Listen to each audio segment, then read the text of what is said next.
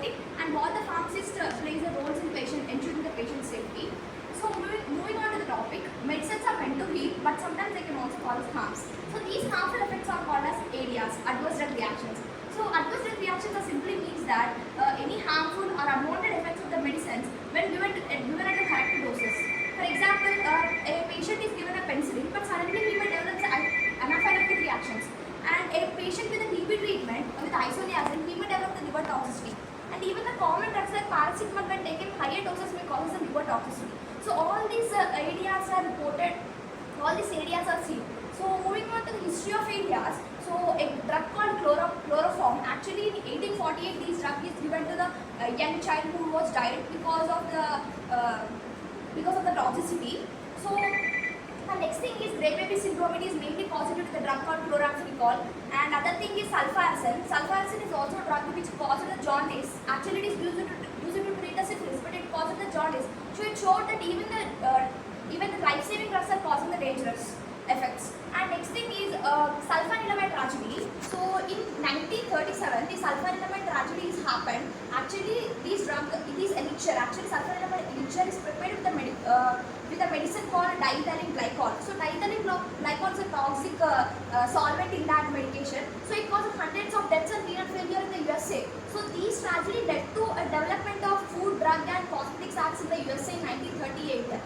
And next thing is thalidomide tragedy. So thalidomide is a drug mainly used to treat morning sickness in the early pregnant women. But these drugs cause several deaths, several teratogenicity in the babies, like phocomelia, that is sea-like limbs, are seen in thousands of children worldwide. So these tragedies is the biggest tragedy in the history, and this led to the birth of the pharmacovigilance. So all this history, and what is a serious ADR? So serious ADR means any ADR that causes the patient outcomes, like it may be life-threatening situation or hospitalization or death and any teratogenic abnormality. So these are considered serious ADRs. So all these events and tragedies all led to urgent need to monitor the medicines even after their approval. So this is where the pharmacovigilance plays a crucial role. So pharmacovigilance is nothing but it is a science of detecting, assessing and preventing of adverse drug reactions of the medicines after they are led into the market. So after since all that, WHO started the International Drug Monitoring Program in Sweden in 1938, and also our India launched the PVPA Pharmacovigilance Program of India in 2010. So it also have the national coordinating centers in Ghaziabad, and we have to say several ADR monitoring centers throughout the India. And since then the awareness and monitoring is going on till now. And what are the challenges of ADR reporting? First thing is most of them don't know how to report an ADR, and also there is a lack of awareness and legal consequences, and there is a lack of professional setup. So these are the challenges we are facing to report an ADR. So what to be reported? So we can say any known or unknown reactions. It may be rare or it may be harmful, or any reactions can be reported. It may be off-label or maybe drug abuse, it may be herbal products related to herbal products. So any ADRs can be reported. And who can report? It may be a patient, a pharmacist, or maybe a dentist, or maybe nurse. So anyone can, or maybe a manufacturer. So anyone can report these ADRs. And where to report it? So safety now sleeps for the pharmacovigilance 24/7. So we have the toll-free numbers like 1800, 180 and 3024, which is available from Monday to Friday at 9:30 to 5:30 p.m. And we also have the PVPI mobile apps, and we also have toll-free, and we also have this ADR form, suspected ADR form. So in India we have the suspected ADR form, and in other countries like USA we have the MedWatch, and UK we have the yellow card, and in Australia we have the blue card systems. So all these are available to report the ADRs. So what exactly happens after reporting an ADR? So after reporting an ADR by healthcare professionals and all, so these will go to the ADR monitoring centers. So in ADR monitoring center, this information is goes to National Coordinating Center, which is in Ghaziabad.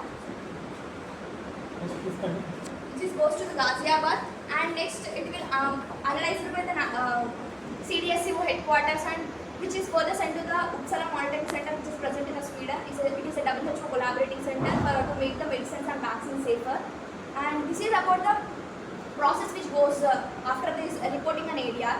So after that, WHO will generate the signals and it will send the information to the patients.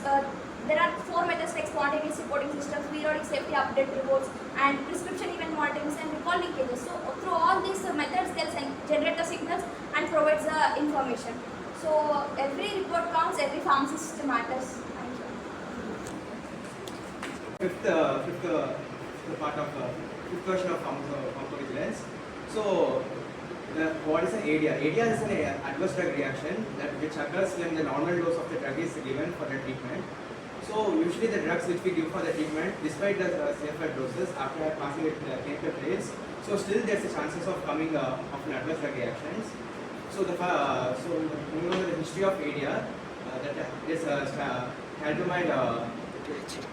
thalidomide incidents which had happened in the year 1960, which was a thalidomide tragedy. So, in this, patients who are given thalidomide, they had deformity in the body in the infants over the worldwide, and this led to the evolution of pharmacovigilance. So, thalidomide was earlier given for pregnant women as for the treatment of morning sickness. So later, after the strategy, it was now presently used as an immunosuppressant and is used in the treatment of HIV and also as an anti-cancer drug. So ADR, after this incident, the evolution of pharmacovigilance had happened. So in the pharmacovigilance had collaborated with the WHO, and Uppsala Monitoring Center was developed in Sweden, which is the headquarters in the global. So in India, in the year 2010, the pharmacovigilance had originated. The PVPA program was originated, and in year 2011, the IPC Ghaziabad was made as the headquarters of India. And from 2012 to 2014, several ADR monitoring centers had been developed globally. And from 2014 to present, there are many advancements globally, and many institutions have also participated in development of pharmacovigilance.